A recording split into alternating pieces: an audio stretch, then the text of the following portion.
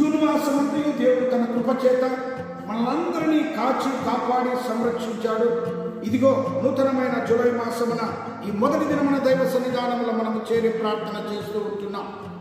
మరి గత మాసమంతయు ఆయన నిత్య మార్గంలో నడిపించేటువంటి దేవుడు ఈ జూలై మాసమంతయు కూడా తన నిత్య మార్గంలో మనం నడిపించాలని ఆశపడదాం.